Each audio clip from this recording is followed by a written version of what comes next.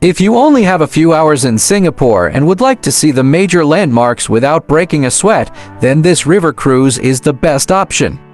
For this episode, we rode from the pier near the Art Science Museum. The Art Science Museum is a lotus-shaped structure which 10 petals resemble the fingers, and thus was branded as the welcoming hand of Singapore. The structure houses 21 gallery spaces and holds large-scale exhibitions of renowned artists. It also welcomes significant presentations that cut across various branches of science, including paleontology, marine biology, and particle physics, among others. The Art Science Museum is located at 6 Bayfront Avenue. It is open daily from 10 in the morning to 7 in the evening, with 6 p.m. to be the last entry time for visitors. Situated to my left, along the banks of the Singapore River, is the Esplanade. It is comprised of two spiky shell-like structures which locals compare to the durian fruit. Since it opened in 2002, it served as a venue for the performing arts and welcomed almost 123 million spectators across the world. The Esplanade is one of the venues in Singapore that gives people with disabilities and those with dementia an equal opportunity to enjoy the performing arts. The Esplanade Theatre and Mall are usually open from 6 in the morning to 3 the following morning. The tunnel, however, is only open from 8 in the morning to 11 in the evening. Meanwhile, the forecourt garden is open 24 hours. The banks of the Singapore River are connected by numerous bridges. Just past the Esplanade Bridge are the Anderson and Cavenagh Bridges. And in between these bridges, to my right, stands the Fullerton Hotel. It is quite famous for its neoclassical architecture that was built in 1928. After being home to Singapore's General Post Office, the Exchange, Chamber of Commerce, and Singapore Club, its large-scale 21st century restoration led to the construction of around 400 rooms, thus making it one of the most historically significant and iconic heritage hotels in the area. Gazetted in December 2015 as a national monument, this 5-star luxury hotel is situated at 1 Fullerton Square and is a stone's throw away to Singapore's most popular landmarks.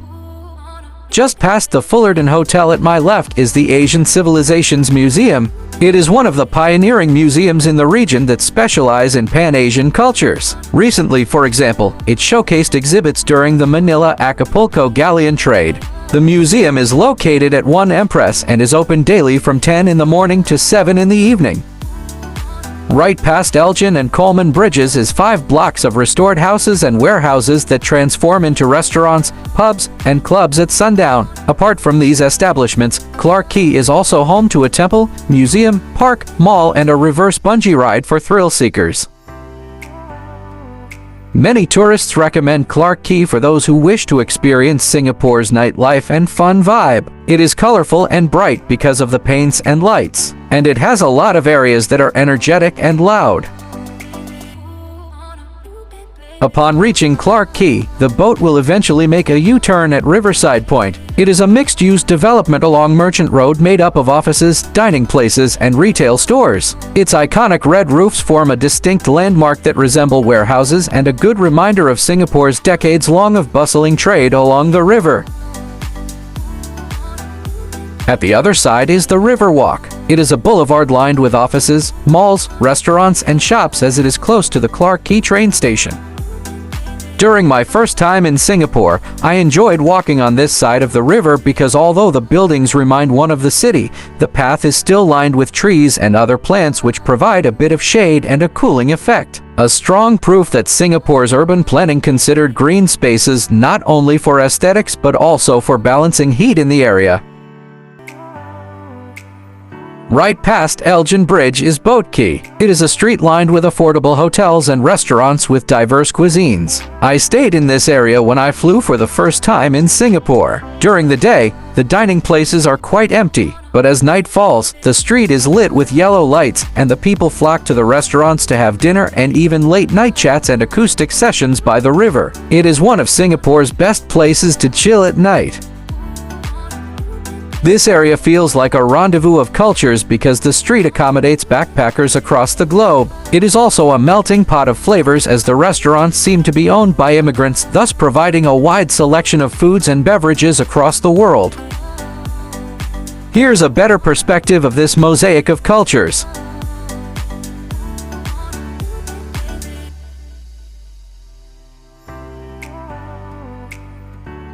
A trip to Singapore will not be complete without visiting its most iconic landmark, the Merlion. The Merlion is a mythical creature which head is of a lion but with a body and tail of a fish. This fusion of two creatures has meanings connected to a tail. Its fish-like body symbolizes Singapore's origins as a fishing village known as Temasek, a name that shares the same root word as Tasek, meaning lake in Malay. The statue's head represents the city's original name, Singapura, which means lion in Sanskrit.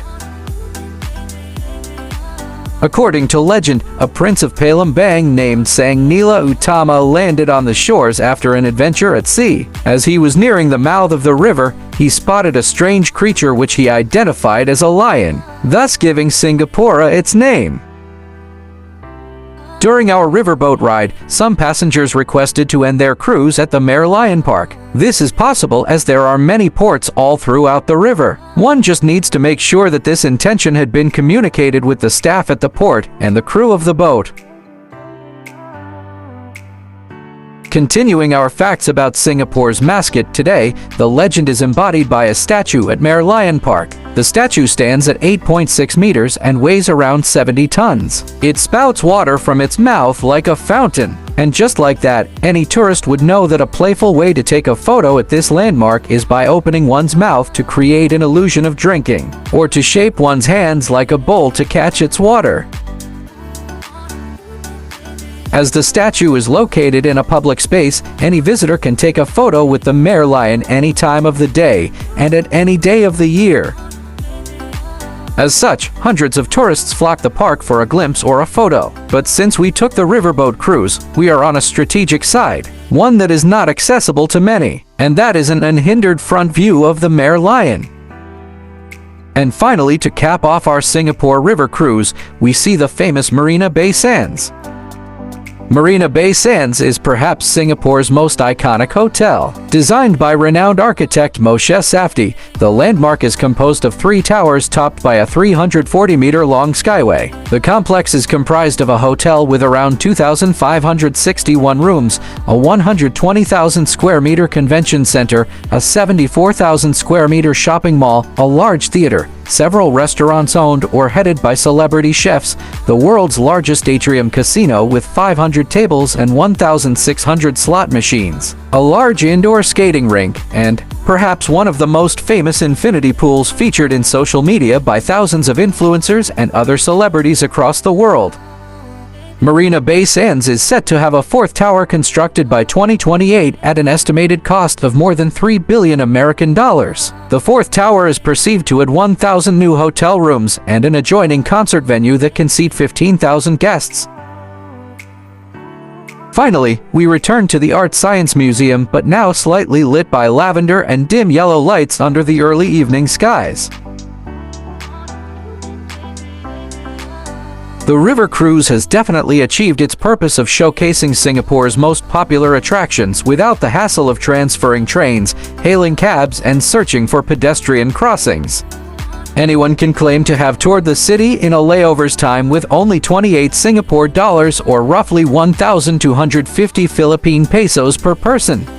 And that wraps up PANDAddy's Singapore river boat cruise. And here's a bonus clip. The Singapore Flyer, one of the largest observation wheels in the world, can be seen from a distance during the cruise.